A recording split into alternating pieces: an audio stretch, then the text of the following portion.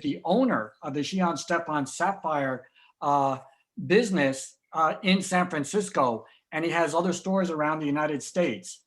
And Sheahan is going to be giving us an update on the mining operations of a number of the different types of mines that he's associated with, and then talk about the people, the culture, history of sapphires from Sri Lanka. He will also include some information that he recently shared with the GIA on sapphire treatment, cutting, and pricing of these beautiful gemstones. So with that short introduction, I'm going to turn it over to Sheahan to expand and to give us this great presentation. Thanks, Sheahan. Thanks, Bob. So to just give you guys like a really quick, brief overview, yeah, I'll be going into depth. Basically, I have roughly 15 years of experience, but many thousands of hours of hands-on experience, I think, is what eventually matters in a sensory industry, which is what I kind of call this now. It's based on making evaluations using our senses. So with that said, I'd like to just ask you all to please, jot down your questions, and I would like to take them in two sections, as Barbara had mentioned, and try to cover as much of your questions as possible. So with that said, I'd like to start with presentation.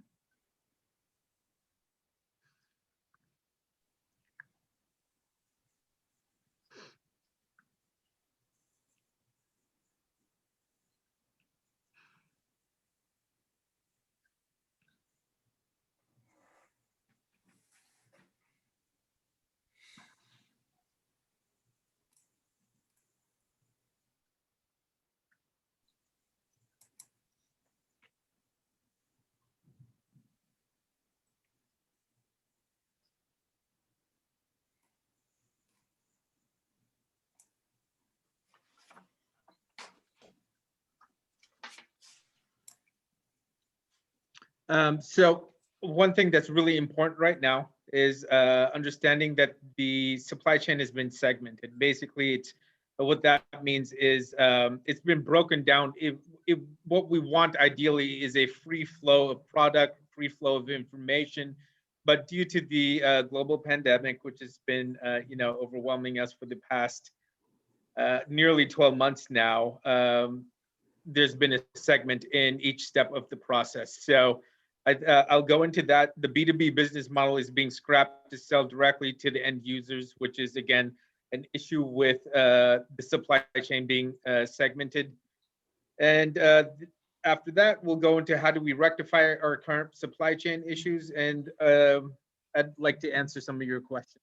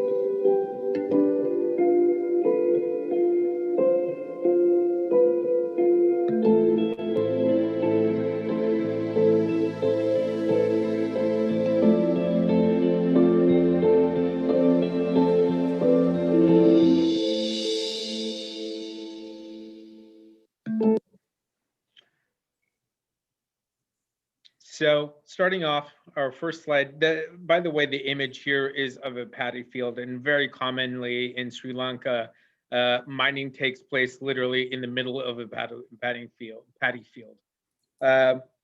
So a couple of stats that are important currently, mining is in Sri Lanka is at 20% of capacity. This is at the discretion of the mine owners and the miners, along with governmental COVID-related protocol. So for example, a curfew. There was an 8-week, 24-hour per day curfew in place between March and May. Typically, there are roughly 5,500 mining licenses issued annually by the National Gem and Jewelry Authority, which is overseen by the Ministry of Natural Resources.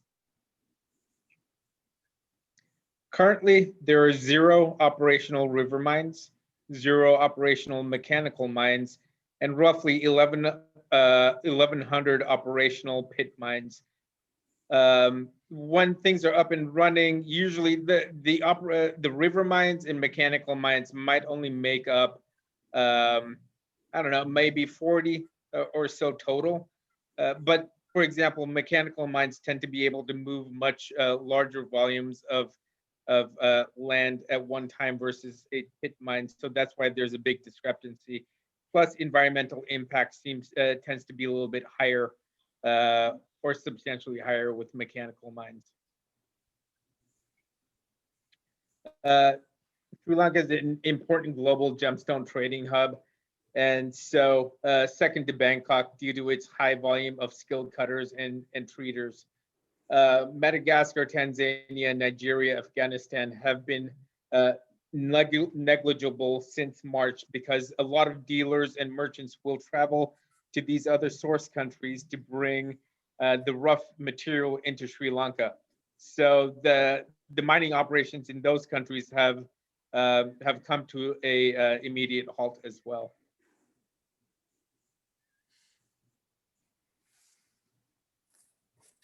Let me go back. One major concern that I'm seeing right now is there is the B2B business model is being scrapped to sell as closely to the end user as possible.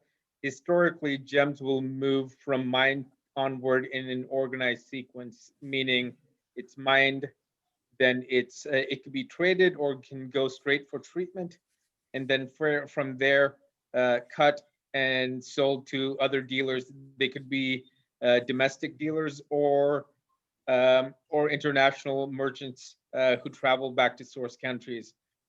Mine to local dealer, to cutter, treater, to foreign merchant or domestic dealer, and then finally to retailer. That's basically how I've laid it out for you.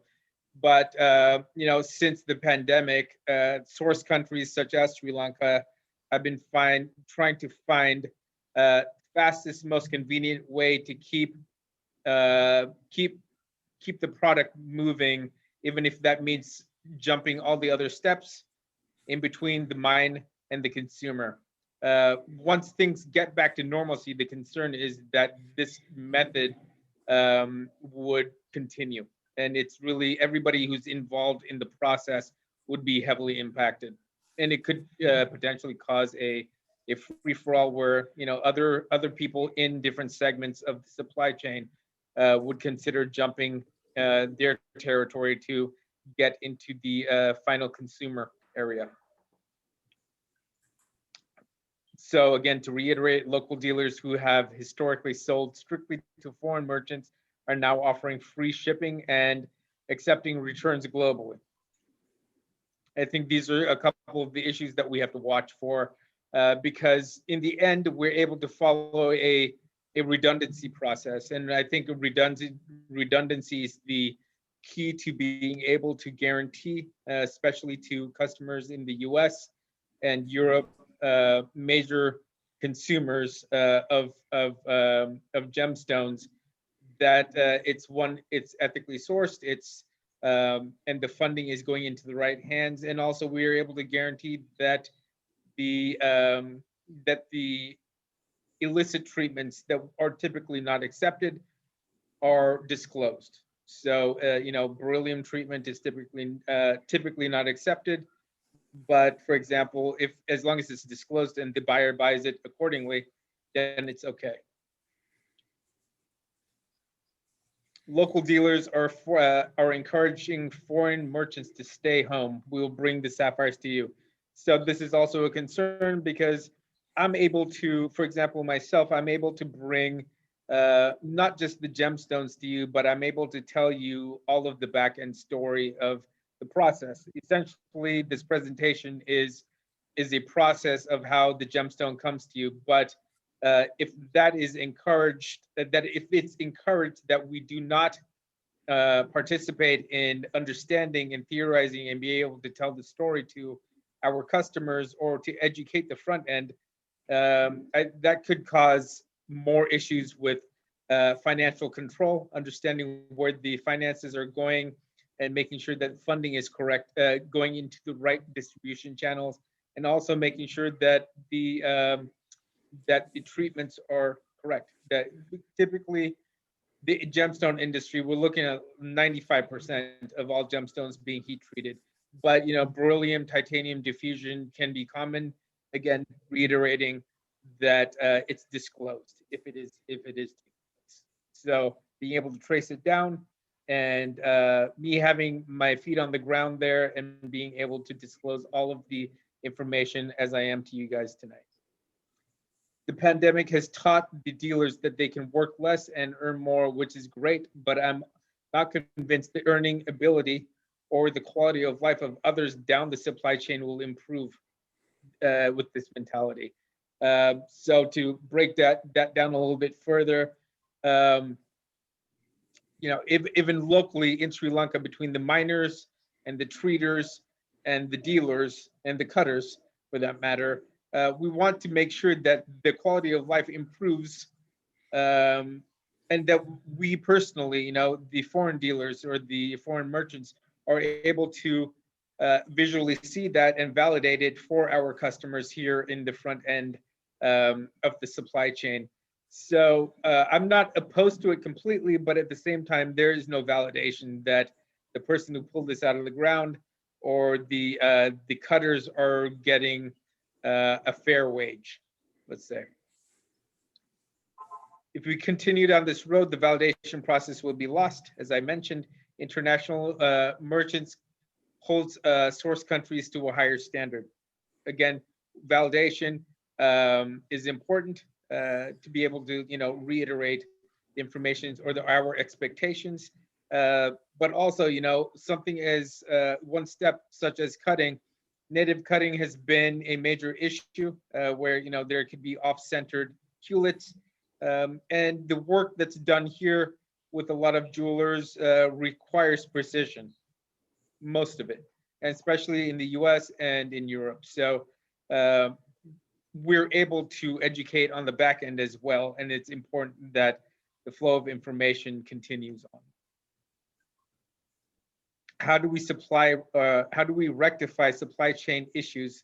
Again, education is key, both at the source, and here at the retail level and onwards. So consistently educating, and everywhere in between. Education is important. Educating, and this also builds the ability for the retail store to educate their customer about the complexities of buying colored stones. So, I mean, especially with speaking to all of you at the San Francisco Gem and Mineral Society, it's definitely going to be a passion if you're a member. Most of you are going to be very passionate. With passion comes time, and over time, you're going to be able to understand the ins and outs of making these purchases, or understanding the intricacies of the gemstones or minerals that you would consider buying. But most of the time, most retail customers or end consumers can be deceived by information that they typically go to the internet for. And the colored stone sector is not quite as well quantified for the end consumer, which makes it, in one way, it's insulated, which is good for business practices, but they also have to understand who they can trust and who they can't. And that means, occasionally we're going to see a lot of, or we can occasionally see the miners and the cutters starting to sell through Instagram, through Facebook, through other social media challenges, but the redundancy of verification is lost, and that risk could fall on the buyer, where the buyer makes his purchase through an Instagram post and communication that method. But a lot of time, I've heard a lot of stories where uh, the financial transaction goes through, and they're unhappy with the mineral or the gemstones that have been shipped to them, but there's no recourse as far as returning it. So in the end, as a gemstone expert or sapphire expert, we're able to take multiple factors and bring them to a delta, which is the price. So we got to keep all of those things in our thoughts and make sure that when, from a retail level at least, explaining these to the consumer, it's really important so they don't get deceived. In a typical year, I import 4 to 5 shipments. In 2020, this was reduced to 2 shipments. All stones were purchased without physically seeing the gems in person, and uh, that's what kind of compelled me to speak on this subject and the issue with supply chain disruption, and consumers going directly to the source. Myself, with having over 20,000 hours of invested into the industry, and on a gemstone level, I still was making mistakes when I was making a purchase, seeing videos and pictures. There's too much room for deception, let's say. So it would be next to impossible, unless there is a solid return policy in place, to make these purchases remotely. So going back, if you're familiar with the 20,000 hour rule, or 10,000 hour rule, um, what's been stated is that it takes 10,000 hours to build the expertise. So I've put in over 20,000 hours over 14 years and still unable to accurately judge color via a webcam and pictures. We quantify on a much larger or higher scale, higher level. Educating the end user or our customers should be, it should be imperative to help them understand the difficulties behind making a high value purchase without physically seeing the product. Tightening the supply chain post-COVID should be imperative in order to return to previous or improved efficiencies. My personal goal will be to spend more time in source countries, analyzing and critiquing, to facilitate changes to mining and treatment protocols to help make the supply chain more efficient and also help more ethical transactions. So here's a few questions, and I'd like to take your questions at this time as well. How have sapphire sales been in the past year? Believe it or not, they've actually been solid, for me. And I think that's based on people having extra time. So people who have, or customers who have, discretionary cash to spend, they had more time at home, which opened up with social media and other outlets online. Um, Sales stayed pretty steady, with the exception, I would say, of the initial shutdown, essentially, of the country between March and May. Before COVID, obviously, before pre-March or after May, I felt like things returned relatively quickly back to a normal level of sales. How are you working in the new COVID-19 environment to source stones? Again, going back, it is extremely difficult. I feel that whatever purchases were mistakes, I felt like that's the only consolation I have, is that I helped the locals there. But it can be extremely hard to move that product. And then what has changed since the outbreak of COVID? The primary is how less face-to-face interaction. So I'm not meeting with as many customers in my office, and the same thing is going for the retailers, who are essentially, regardless of size, there's going to be a limitation on capacity, or they just set up meetings and everything is by appointment. That's the primary change that I see here. what are you anticipating in terms of sapphire demand, sales, and pricing for 21? I would say that it's going to stay pretty steady. But the primary concern that I have is going to be supply chain related, as far as how much product is going to get to us here on the front end and at what rate. And it's going to be dependent on, the East African mines opening up again, and to what level are they going to be able to operate, as well as Sri Lanka getting back into mining as well, because 20%, let's face it, is not enough. Another major issue that's popped up in the last 8 months is theft of digital images, and this is a major concern I can see industry wide, because we're making pieces of art, and that's kind of how I see it. And my own friends have faced this issue where foreign dealers or foreign jewelers are taking the images of their product that they developed, and they've paid to have a professional photographer take the pictures, digital pictures for them, and then they're used on other sites, websites, or marketing their own businesses on social media. So with that said, I'd like to turn it over to Barb to answer any questions you guys might have right now. Well, there are no questions at the moment. I did want to tell you that Wasim Mohammed is watching from Sri Lanka.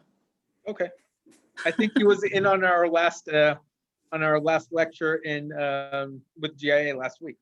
Oh, okay. Okay. That's all I have for now. Okay, we can move on. Yes. So here are the topics that I'm going to hit in the next section, and the key subtopics. So building a transparent supply chain, what that really looks like, and then vertical integration model, a vertically integrated model, mining, heating, cutting, and distribution. What fully transparent looks like, and the importance of the human aspect. Mm-hmm. So with that, Sheahan, could I ask a question? Sure. Yeah. How many mines are you associated with there in Sri Lanka? Yeah, right now I would say it is right now. Right now I could say it's probably 3 or 4, but typically upwards of 100. And these are again mines that I would go and on specific trips we go down. My customers ask that I audit them, so we can verify that the quality of the material that's coming out of the mine is verifiable by the quality of material we've been supplied with before. Mm-hmm. So we look for patterns. I think patterns are important. So patterns could be on a higher level, meaning, or on a lower level, meaning we look for patterns by region, meaning types of color that are produced from certain regions, types of inclusions that are regional, and then we can actually take that to another level with just within a country for color and pattern and inclusions. Yeah. So, sorry. What is the largest stone that you have seen come out? The largest rough that I've seen some rough well over 100 carats, sapphire, but substantially larger with tourmaline and other mineral types. But with sapphire, right around 100 carats, and they tend to be the ones that I've seen that are larger have been more fancy colors, meaning green, teal type rough.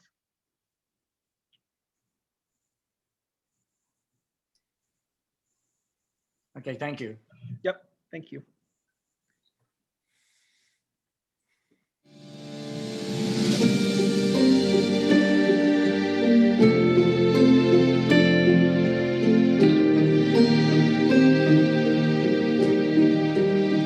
I'm here at the first step in my chain of custody at a pit mine in Ratnapur, Sri Lanka.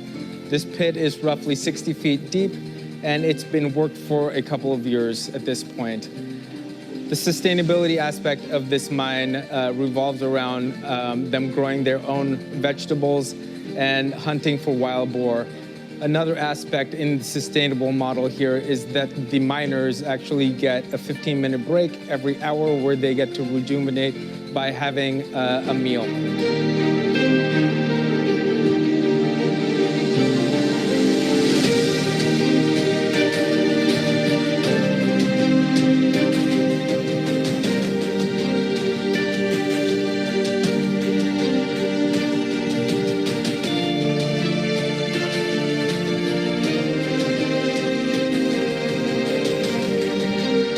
The first step of the mining process requires them to cut wood. In this case, they're using rubber tree wood for the mine shaft.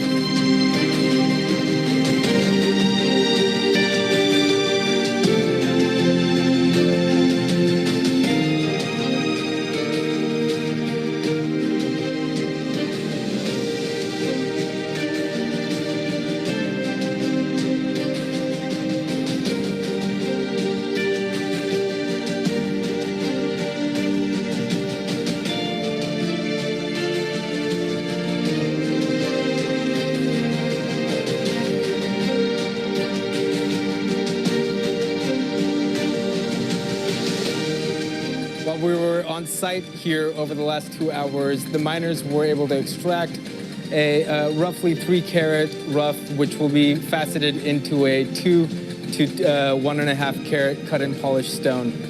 Saranga here is the mine owner, and we came to terms on a price, and it has been sold to me on site.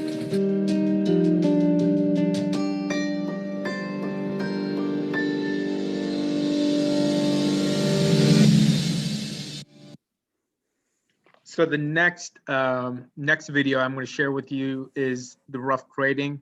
And again, to reiterate, we're just going through a series of videos that shows the supply chain of how a sapphire, in this case, goes from the mining to heat treatment, cutting, and then to the retail store.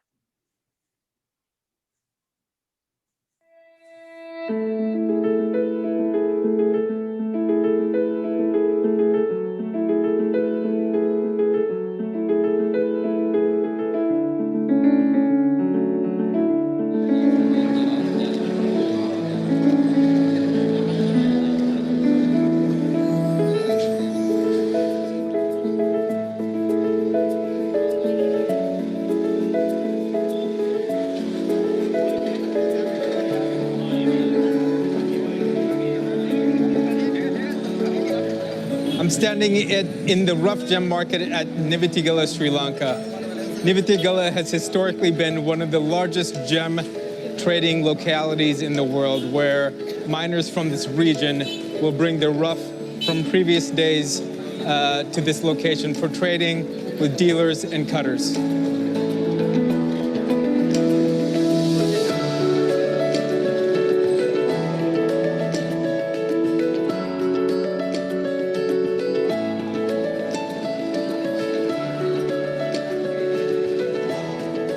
This is one of the typical identifying factors for Gyoda. This specific piece has a color concentration which is identified as Urtu.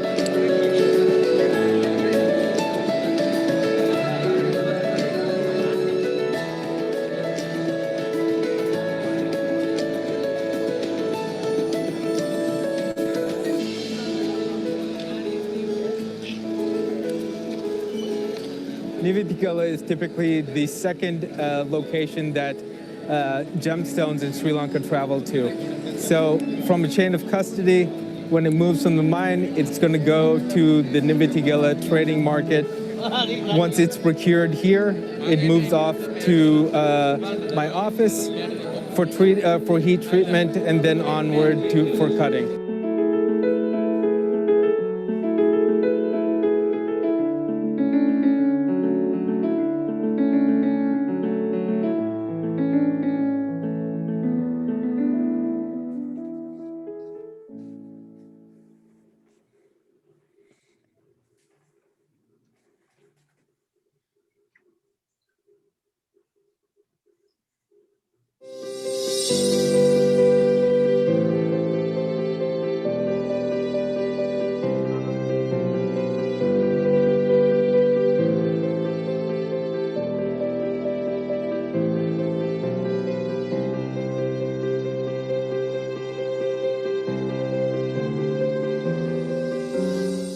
second stage of custody, once the sapphires are mined, are in my office, where we're able to control each process as they move on from mining, heating, and cutting.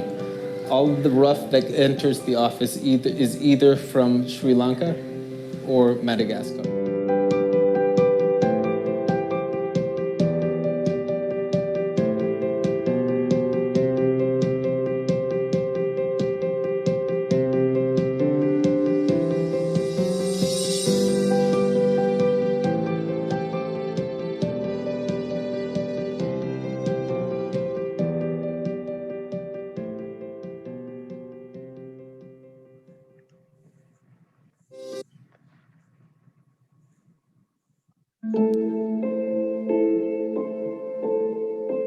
Before we begin the heating process, we have to determine which type of gouda we're going to be treating.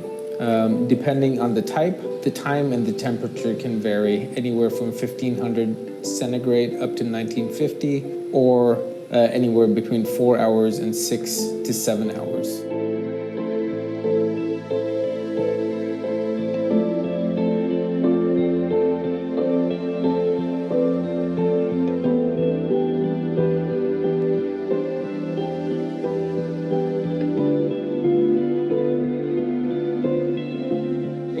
Chain of custody is especially important during the heating process to ensure to our customers that there are no residual chemicals, either beryllium or titanium, used during the heating process.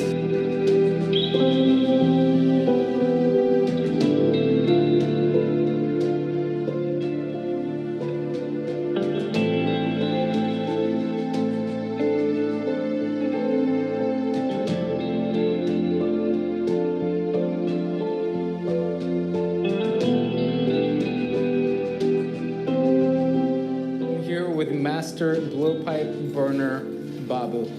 Babu has been burning sapphires using this method for over 47 years. The typical temperature range is between 500 and 700 degrees centigrade, and it is used to reduce color in sapphire.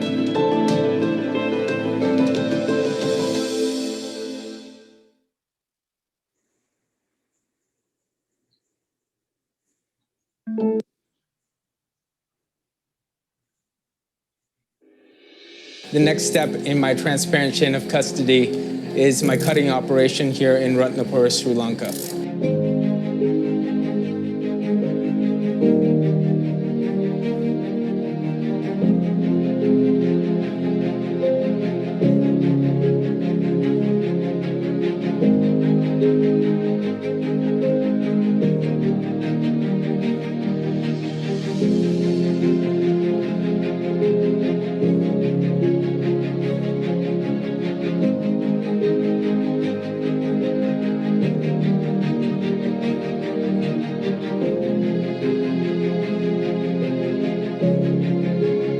Welcome to my lapidary here in Ratnapura, Sri Lanka, a continuation of my transparent chain of custody.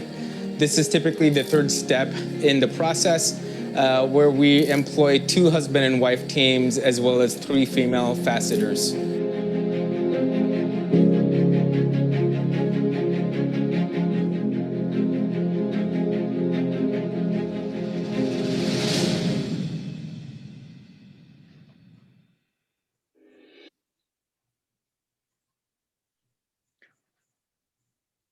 So I'd like to actually move on by showing you a couple of mining methods that are used that I had listed in one of the previous slides. So one of those methods is called river mining. And we can discuss it a little bit more in depth after we go through this short video. I will fast forward a few parts. It hasn't been edited, but I did want to share this with you. Be careful.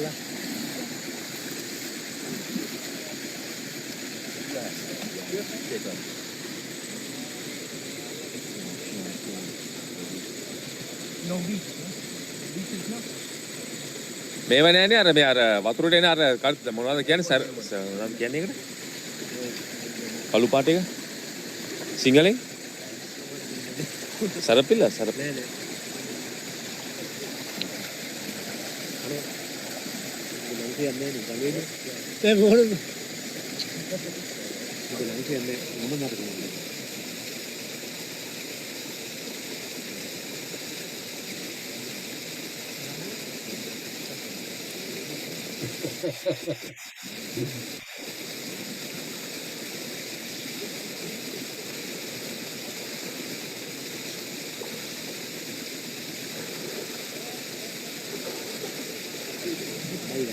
හා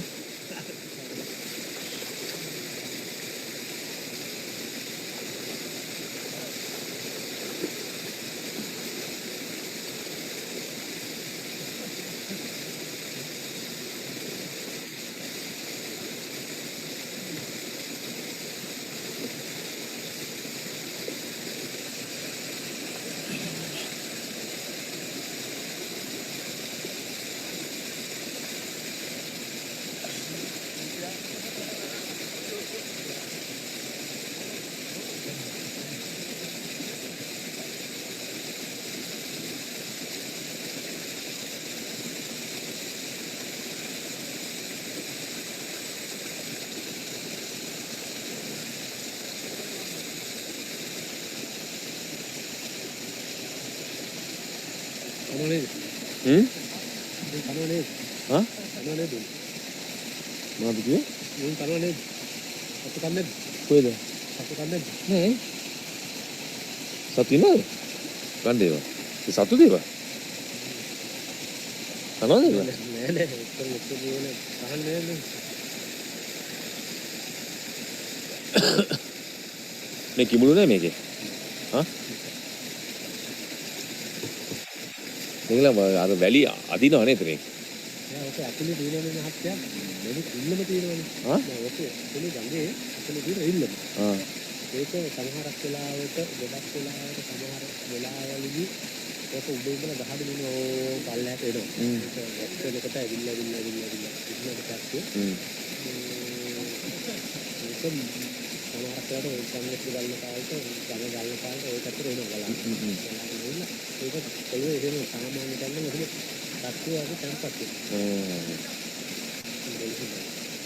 හොඳ පොලිසියෙන් ලැබුවා කොහොමද මම දැක්කා දුවනවා මේක මේ පර්මිට් නැතුව දාන්නේ පොලිසියෙන්ද කොහෙද ගලන්නේ මෙතන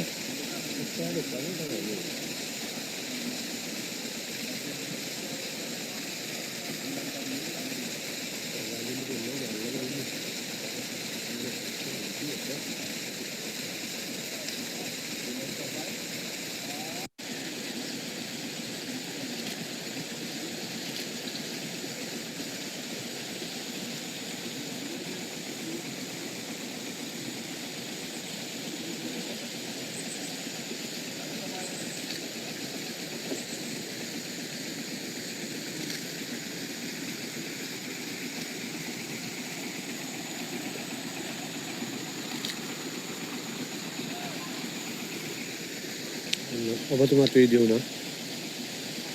ලාවිද.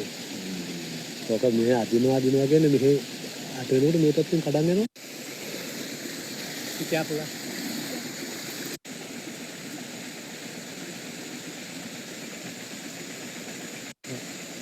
Sheahan Shan Sheahan Sheahan Sheahan Sheahan Shan the cops have come මේකට කොහොමද කියන්නේ Sheahan Sheahan Sheahan Sheahan නෑ නෑ මාතේ අඳ ගන්න කළු මේ මාතේ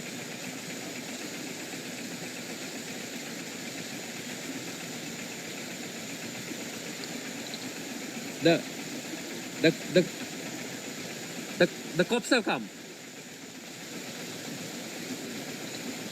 The cops have come.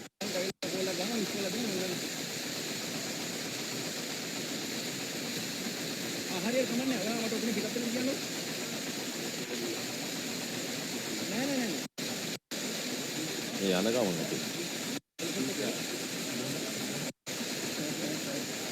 Watch US dead phone battery went dead no they're just taking the guys who were working there who was on that no, they're just taking them in for questioning probably Really? yeah why that's what he said Okay, so let me just explain a few things about the river mining method, and then I'll go into a little bit of depth about what actually occurred there. So if you guys can all remember, so basically what happens is when the river mine is set up, they're basically building a dam. So the flow of the current is a little bit less in the area that's being mined, and then they're diverting the stream or the water in another direction. So I'm not sure if you guys were watching closely enough. You can see that there was a dam built, and then the area that was actually being physically mined is probably around I'm going to say 20 to 25 feet wide and about 50 to 75 feet long. I know that's a little bit broad, but just my rough estimations from 3 years ago. But what's actually occurring is the reduced current is basically hitting the bottom of the riverbed that's been dug out with those long poles. So at the end of the pole, there's a little shovel, you could say, and the poles are, I would say upwards of 20 feet long.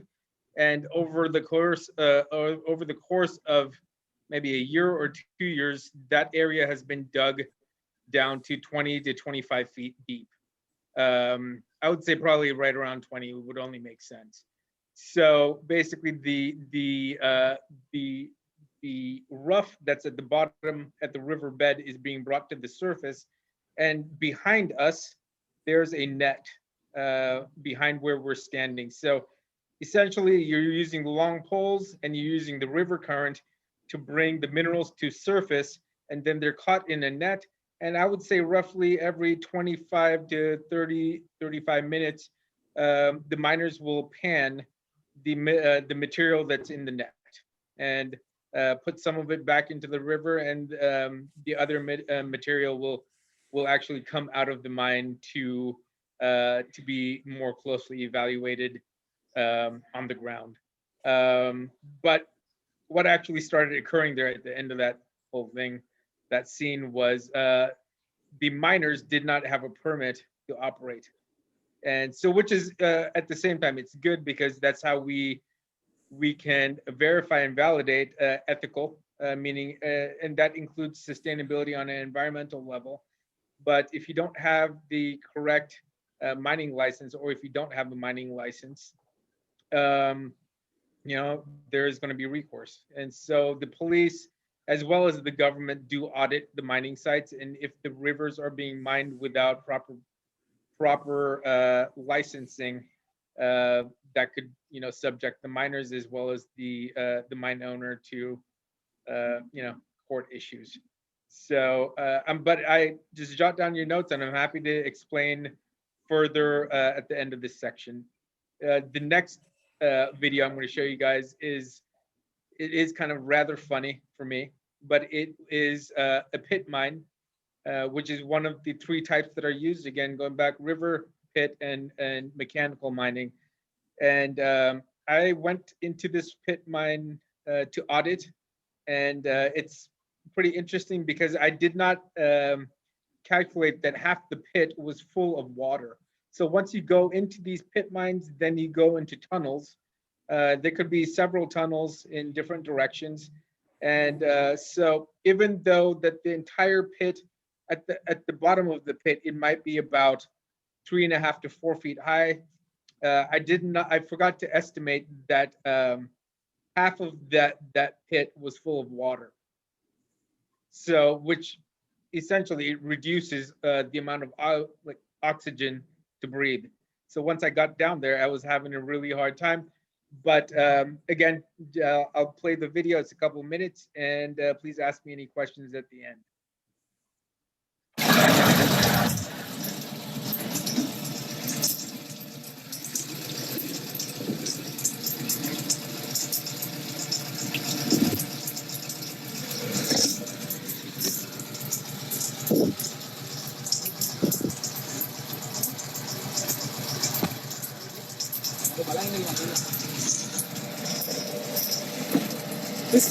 Huh? Go inside. No, no. Why? Can't breathe. Okay. We'll go up. Give you a phone. Okay. Record no? Record.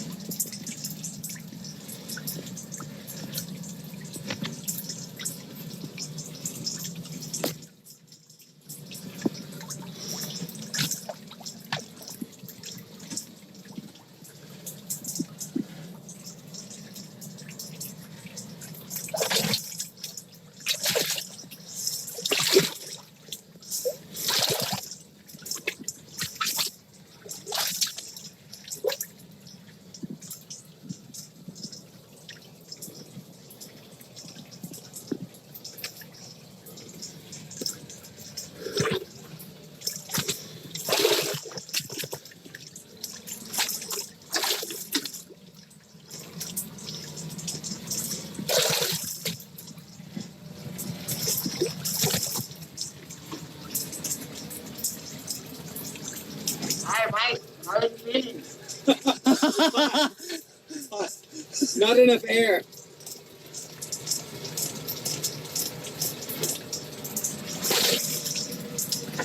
Good. It's good now? Yeah, it's great. Okay. Okay. Oops.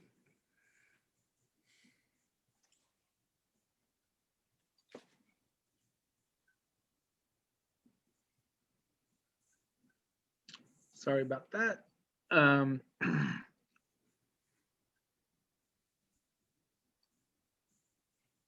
So moving on. Yeah, I'd like to speak a little bit about the foundation of sustainability, which is really what my business and business model revolves around. My take is that the gemstones and the minerals that come to the surface, that it's used for a good cause. Because at the end of the day, they generate revenue, but they help the livelihoods of so many people in the source countries, but also they can be used for improving lives here locally in all parts of the world. So environmental is like one of the key subjects I think today, but everything starts with the human beings first. So improving their lives on a foundational level, helping them understand good nutrition, managing finances, and also educating them, on these other aspects that they might not be so familiar with. If we educate them in a sustainable manner on how to take care of themselves, that process, the environmental factors will start to be considered. The foundation is on a human level.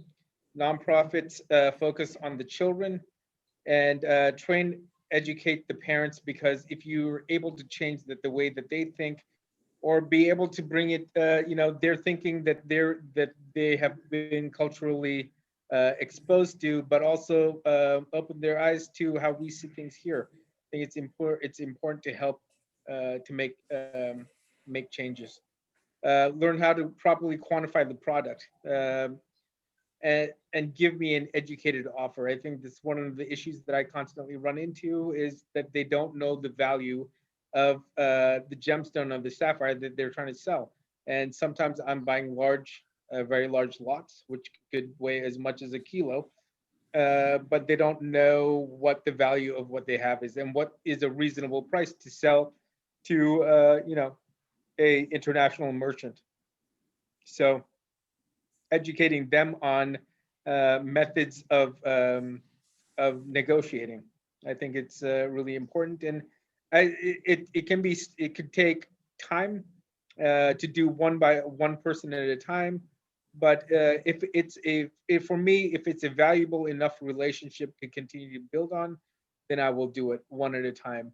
But hopefully in the future, we will begin holding classes in different sectors.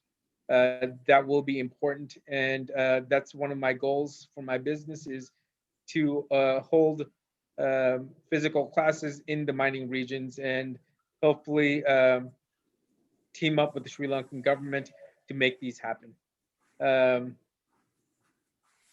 And so, yeah, I mean, one of my things is looking for governmental support in making the education aspect happen. The foundation with the mine is that it's closed after 2 years. So a lot of times they can ask for extensions, but for the most part, most mines are bid on in auction style, and then after 2 years, they're shut down. The government typically will take a deposit on the lease to close the mine so that it's closed in a environmentally friendly manner.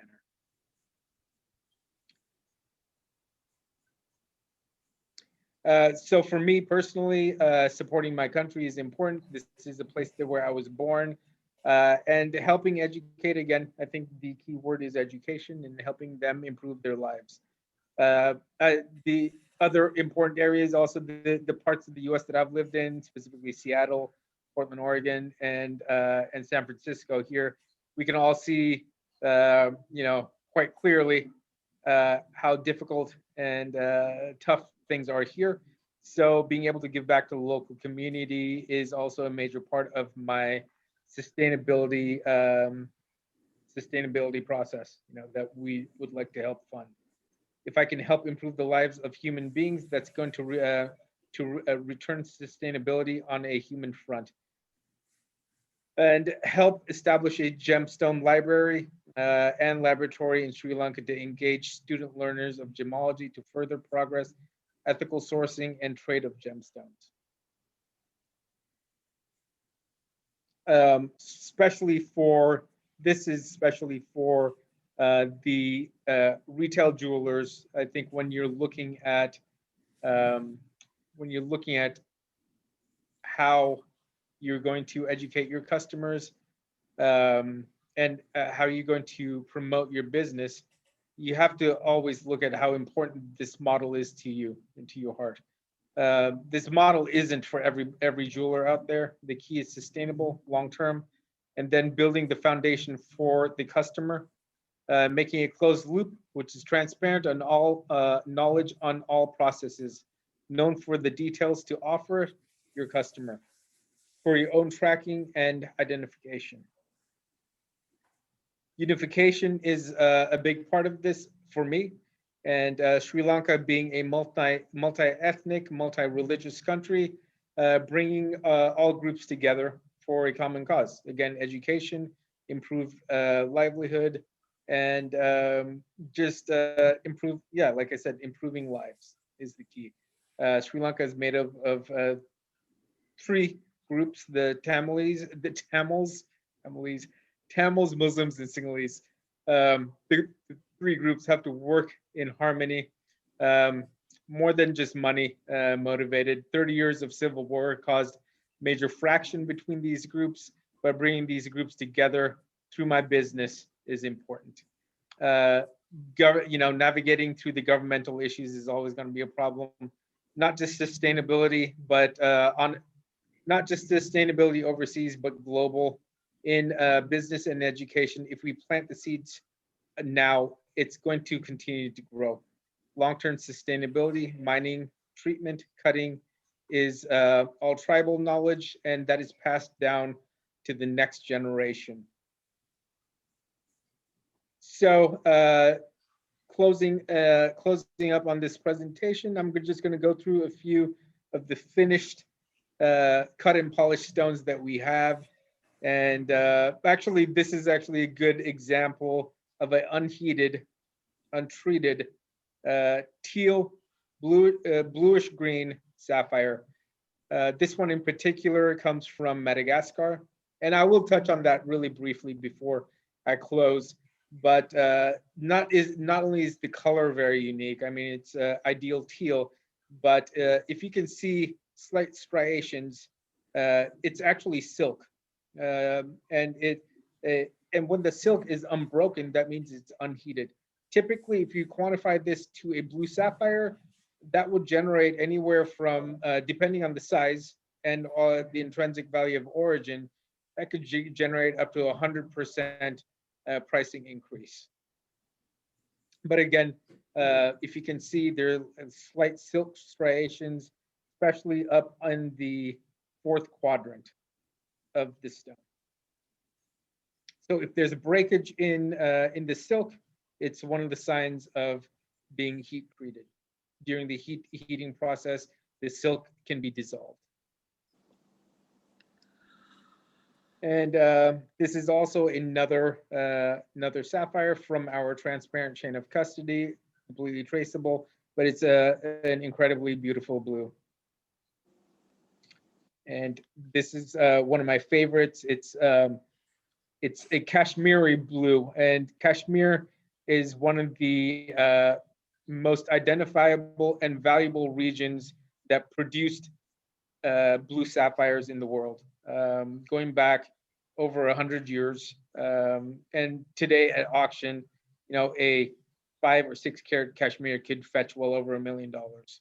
And again, it's the silk, which I call the 13th factor in quantifying the silk, or the amount of silk that makes it between a transparent and a semi-transparent stone, is what builds the value in this particular stone. So, or this color. But in this case, it is a heated stone, which still has residual silk, which still makes it very attractive. And the next video I will show you will, which was taken in natural daylight, will actually bring out how beautiful this stone really is. And there's the sapphire. It has essentially just a right balance of silk, without being completely burnt out.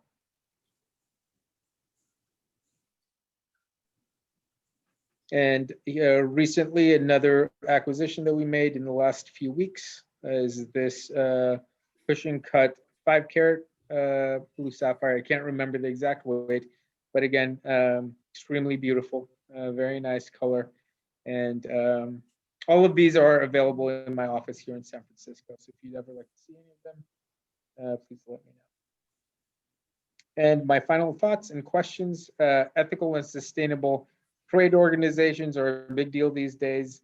And I think for all of you that are focused on the ethical side of the organization or sustainability side, I think you need to really take a long, hard look at the organizations that you're affiliated with and make sure that they fulfill the needs, not just based on buzzwords, but they're really doing it. Because in my experience with a lot of trade organizations is that they just put together a lot of words without any realistic hands-on application. They've not really spent a reasonable amount of time in source countries, observing and taking part in the process. I think that's an incredibly important part of understanding what we do. I think going back to the beginning of this lecture, I said that I mentioned that this is a sensory field. I mean, the profession is sensory.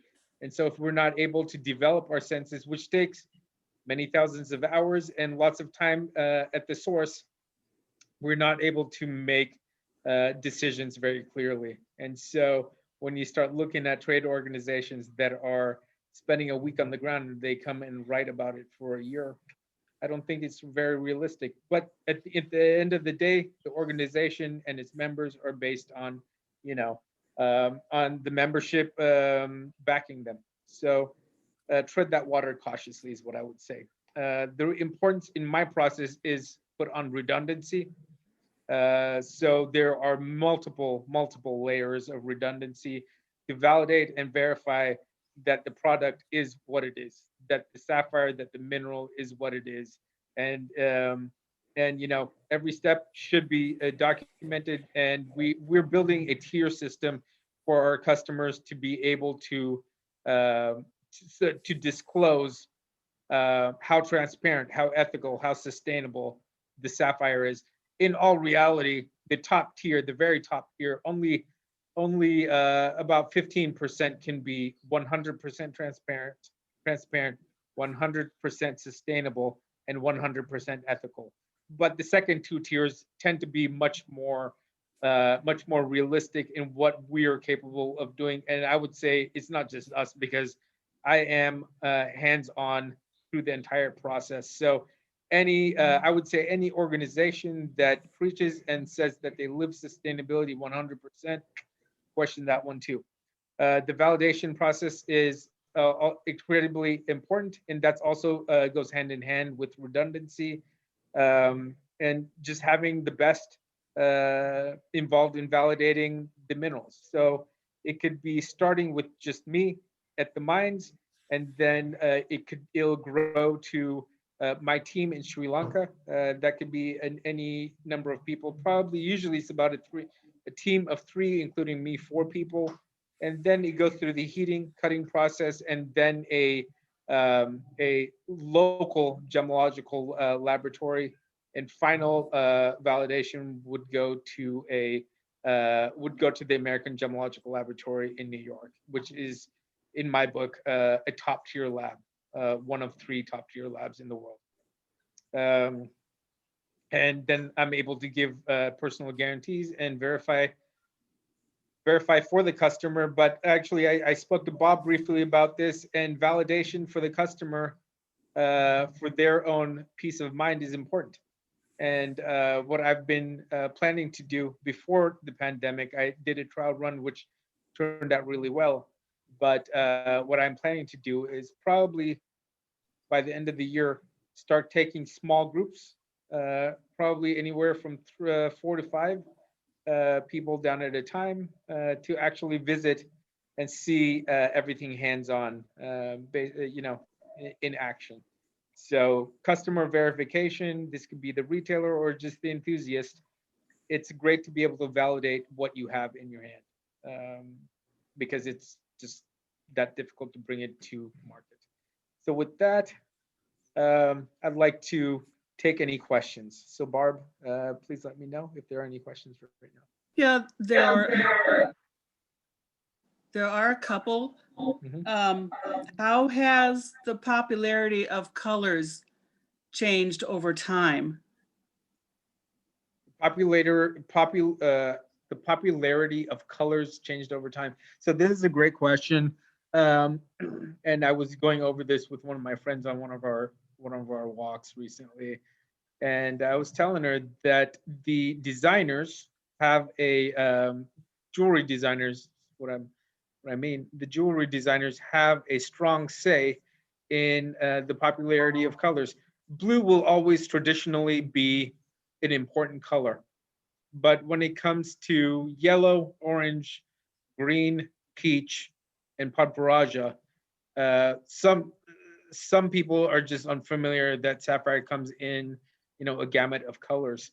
And so the designers basically, what I've observed is it could be price based, but as the pricing, which I see, starts gradually creeping up higher and higher, there has to be another type of sapphire, another color of sapphire that has to replace that price point. So, if it's a $500 stone that they need, let's say $500 per carat, and maybe over the last few years it has been one specific color, the designer market will start shifting towards another color to replace that market sector, if that makes sense. So over time, I'll just give you examples. Baseline blue sapphire will always be very strong. But for example, Patparaja, which can go into the tens of thousands or even hundreds of thousands of dollars in per carat. In fact, there was a Christie's auction that closed, I think, a couple of months ago, and there was a Patparaja that sold for $1 million.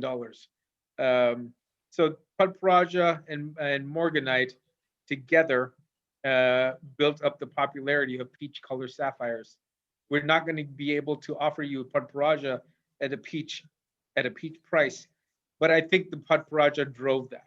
So again, pricing is important in that sector.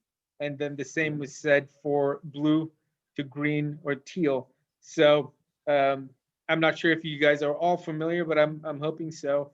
But with most sapphire, there's going to be a primary and a secondary color.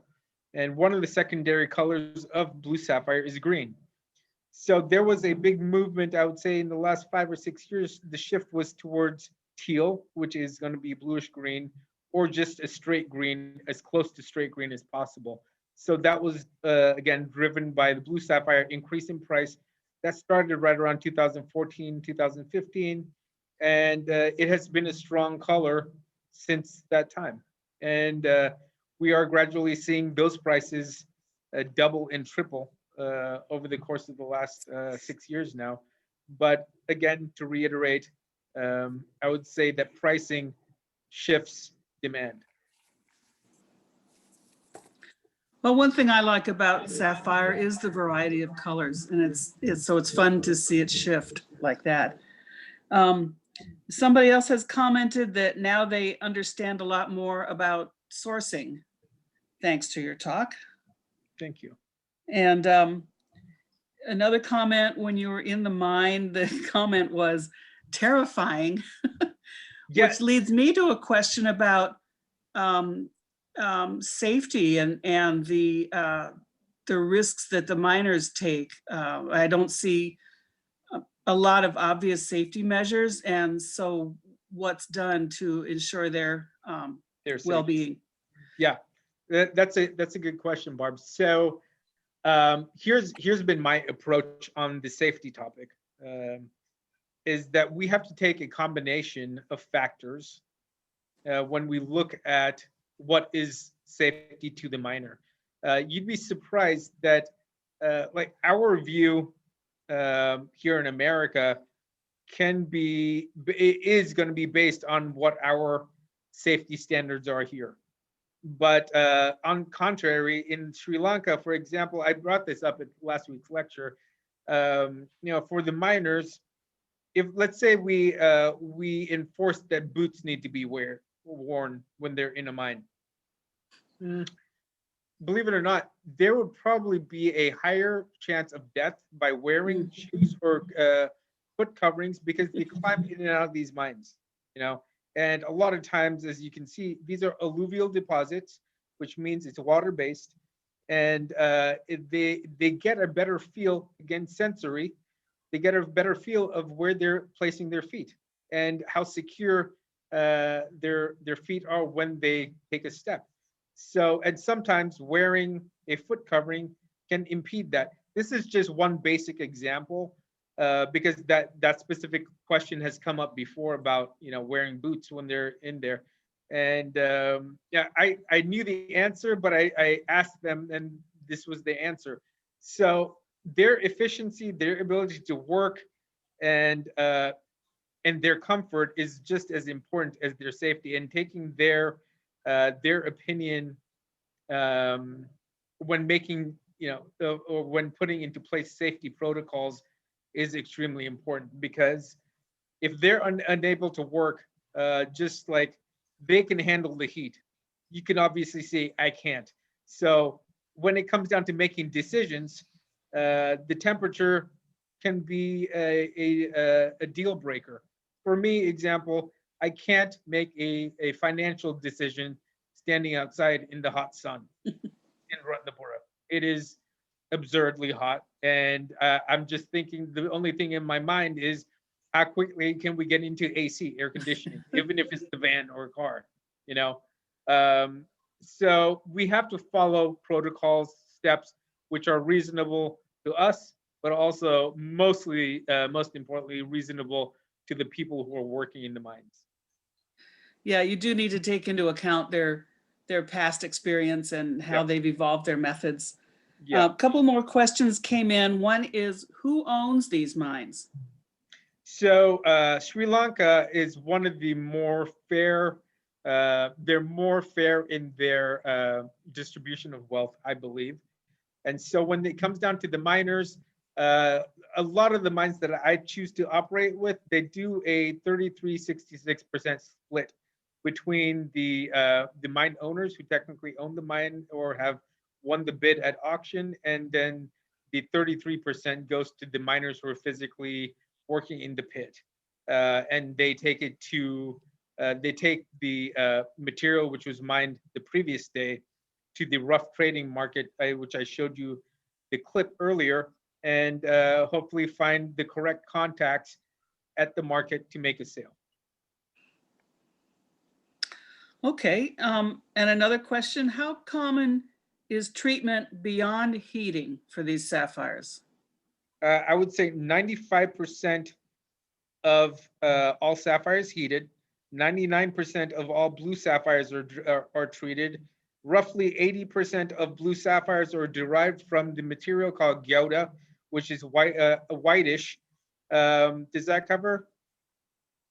And I think the question is, there's heat treatment. Is there any other treatment beyond that? Yes, there is beryllium. Beryllium treatment is typically done. I've seen a lot of beryllium in paparaja, yeah, and yellow and orange sapphires. It basically brightens these stones substantially, and then the other treatment that is very common with blue sapphire is titanium diffusion, and that's getting more and more difficult to detect, and that puts makes a transparent chain of custody even more important. So the titanium diffusion, if it's done in bulk with other suppliers, let's say other dealers who are collecting rough, and they're all thrown into the furnace at one time, that's where you can see residual beryllium or residual titanium left over. The key issue is the method that's used, disclosure of it, and how far is it penetrating into the natural mineral. So those are the two primary that I deal with, but I do have a philosophy on how treatments come out, and this is something that might be, it also reiterates the importance of transparency of supply chain. But for example, I could tell you this: in 2018, there were roughly 5,000 carats of titanium diffused blue sapphire that came to the Tucson show. But because the method that was used was relatively new and the penetration was so deep, it was not detectable up front. And it took a number of months, I would say, before this was detected by one of the laboratories, and then it became, information out on the market that this was taking place. So something that's worthwhile knowing is that constantly there are new methods that are being tried all the time. And anytime that there is something like this, like a pandemic, there will be more scientific research that goes into deception, essentially. Anything outside of heat treatment, standard heat, and it's not disclosed, would be deceiving. And so I would say, on the whole, roughly it takes about 1 year for a laboratory to first detect a treatment that is unknown, and then it could take about another 6 months for the laboratory to verify that the treatment is not accepted in the industry and not being disclosed correctly. So you're looking at roughly 1.5 years of profits steep profits for the dealer or the basically the dealer who's dealing the stones before they're caught. And trust me, the initial investment in treatment or the technology that goes into the treatment is probably, the return is relatively quick, within the first month or two. It typically, they will put substantial amounts, a few $1 million into the research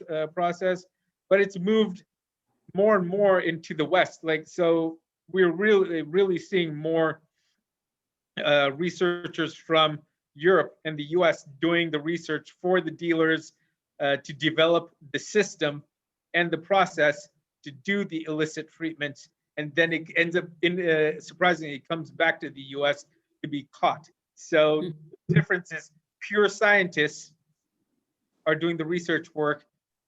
The Thais and the Sri Lankans are building the system or the mechanism to do the treatment, and then it comes back to the US to verify, and it takes about a year to identify the treatment. So I think that's also another important part of the transparent chain of custody, but even more so the educational side, where I'm able to track this down as quickly as possible and then bring it back to educate us here, everybody here. I would think they're always trying something new. Exactly. I mean, that's a part of what's going to happen. Nothing is 100% secure. If the world was like that, it'd be great. But it's not, and I think it keeps us on our toes. And I'm always just learning something. And like I said, the emphasis is on education and passing the information down, up the supply chain or down the supply chain, educating both sides. Well, we've got several comments just saying, thank you very much. Spectacular presentation, very interesting. And there was one more question from Tony about what's changed over hundreds of years, if anything, I guess. I would say the mining method. So the pit mining method, for example, the pit that I jumped into there, that has been like that. That method has been in place for, I would actually go back even say 1,000 years. The depth has varied. I don't know if they were going that deep. We're talking about that pit that I had the video of, that was about 60 to 70 feet. So going down that deep, I'm not too sure, but 10 foot, 15 foot, 20 foot pits, I think, and the methodology of how the pit shaft is built has been the same, but I would say that they've been going deeper. But obviously with mechanical mining, which is they use excavators and backhoes to dig into, that's going to be, I'd say, over the last 25, 30 years. I would say those are the major mining differences between historical and current. But river mining has also been used for many centuries. So yeah, I would say primarily just the depth of the pit and mechanical mining are the major changes that have occurred. So Sheahan, could I ask, when you were down in the pit mine, could you feel the gravel, under your feet? Is that how the miners are looking for where to dig, that they can actually feel the gravel beds? Yeah, so it's interesting. So I'm not sure if I handed my phone off to one of the miners, and he did a brief walkthrough of some of the tunnels. And if you were able to observe, basically they're mining the tunnel wall. That's where the mining is occurring. So if you can just imagine, in ideal conditions, when mining is going to be profitable, they pumped all of the water. The area that he was walking in, he probably only had about 1.5 feet clearance between the ceiling of the mine and the water level. And that's why, I don't know if it was anxiety or anxiousness, but I was just not comfortable with not enough air. Because literally the other miner that was standing next to me, they reversed the generator, and they were pushing oxygen from the surface down for me, so I can breathe. But yeah, they're basically using small tools to dig the walls, but the walls do have to be completely dried before they begin that process.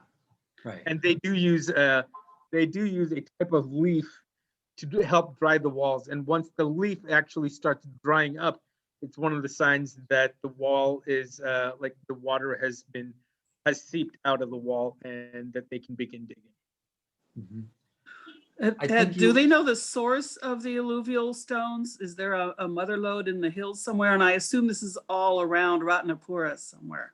No, so that's the interesting thing about mining in Sri Lanka in particular, is that you know, there are primary and secondary deposits. So when we look at the river mine, you're looking at you know, it's going to be a secondary deposit. But I was just telling, you know, Barb and Tony and Bob the other day that we mined it was over 20 karat Padparaja.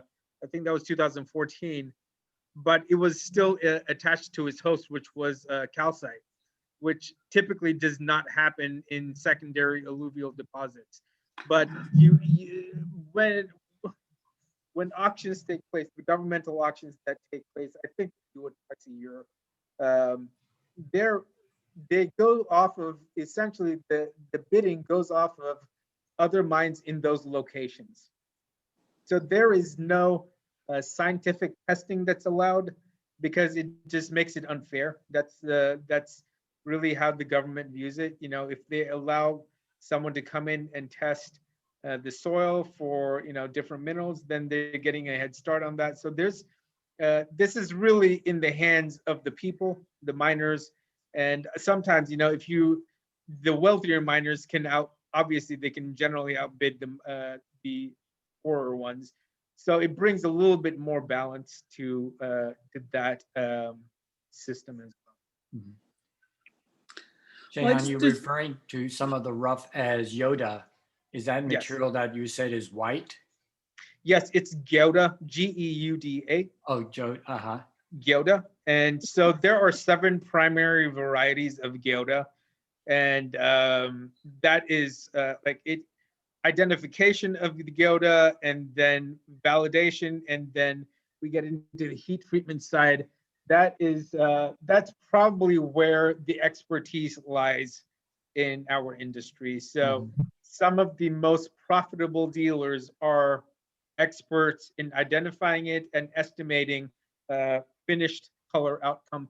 Transparency of the stone can be estimated, and finished color. So we're taking, you know, a whitish material and estimating that it's going to turn one of 39 shades of blue.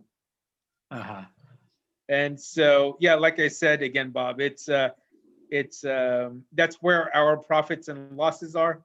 And sometimes once you learn enough and you're able to share the information, you've kind of hit a point at which you have an expertise and you're willing to take the risk. So, I mean, I don't play the lottery, but this is as close as it gets. But I feel like it is an expert risk, and I'm willing to do that. So, yeah.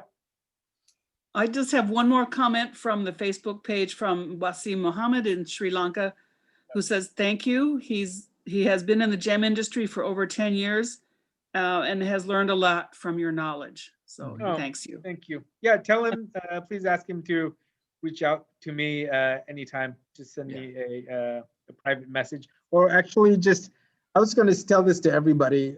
You know, this last slide has all my contact information. So regardless of you know what the topic is, if it's about numbers, quantifying treatment, or just the sustainability aspect of our industry, please reach out. Email is best, but please feel free to call me or send me a message.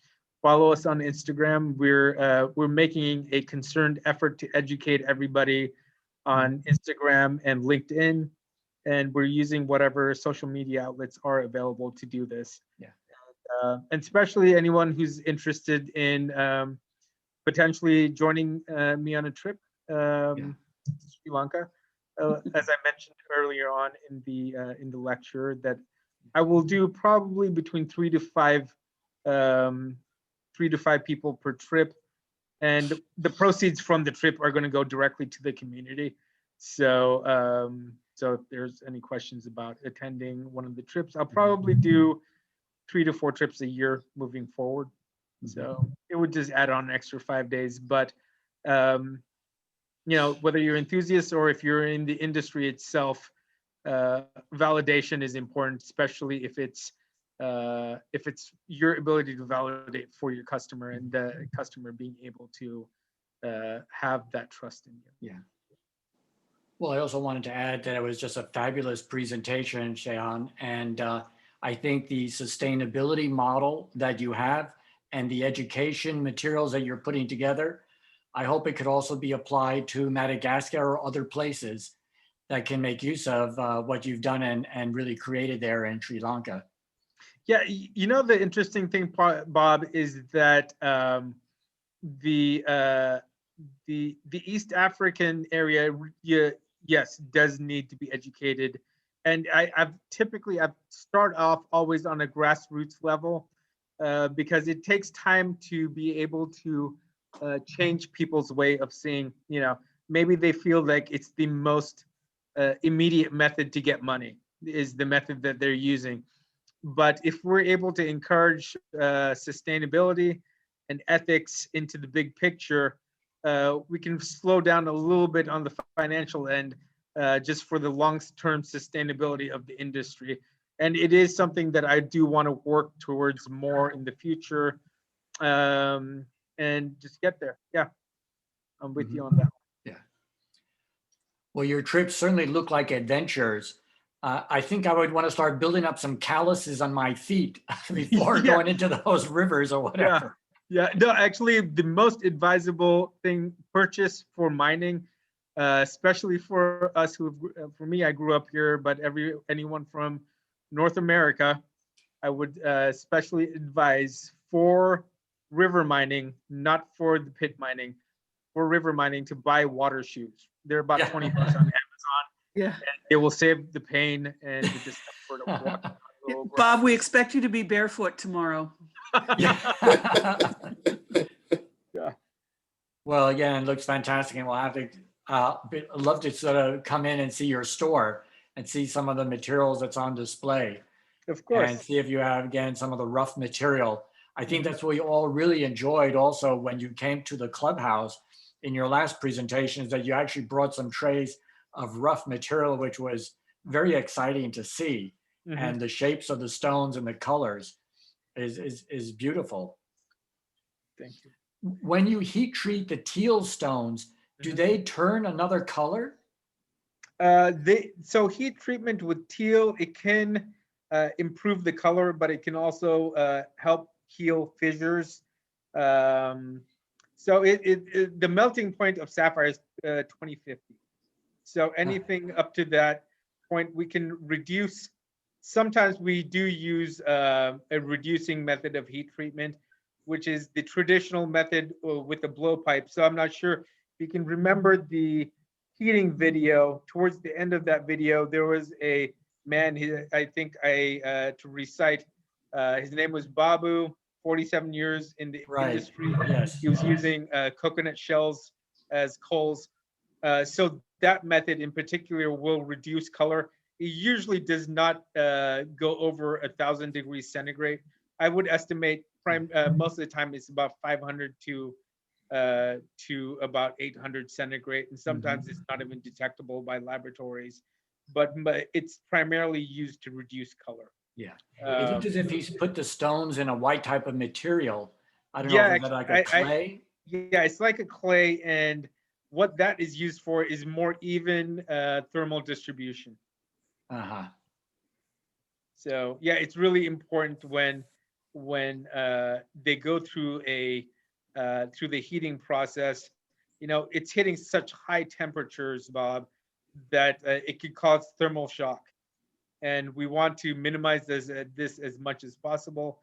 And with standard heating, which is the furnace that you saw Mr. Donopoulos and I standing next to, in that we use a flux, and that kind of fills the crevices inside the word isn't coming to me, the crucible. So usually each furnace can house about 3 crucibles, and we put a flux that fills the crevices in between the rough, and that way there's a more even distribution of temperature, and will minimize thermal shock. Well, let me just go back to Barb. Any more questions come in, Barb? No, I think that's it. People enjoyed it, and there are no more questions. Yeah, again, Sheahan, it was fabulous. Thank you so much for taking the time and effort. It was very exciting. And so we'll see you in your store sometime. And then I think Yes. we'll turn it back over to you, Tony. All right, Sheahan, thank you so much. Can you stop your share, please? Okay. Let's see everybody.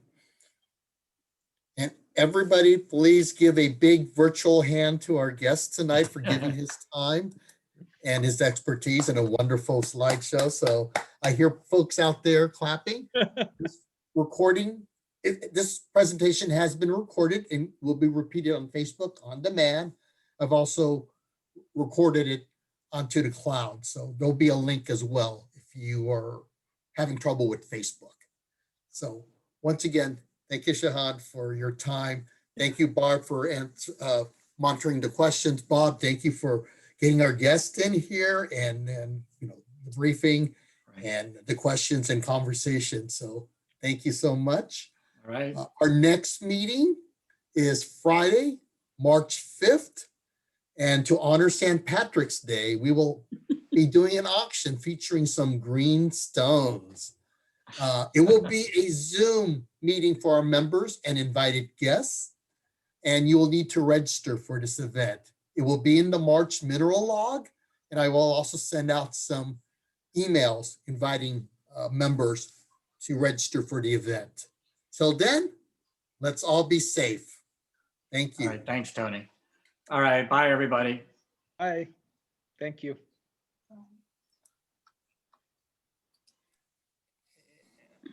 Wait for this to end.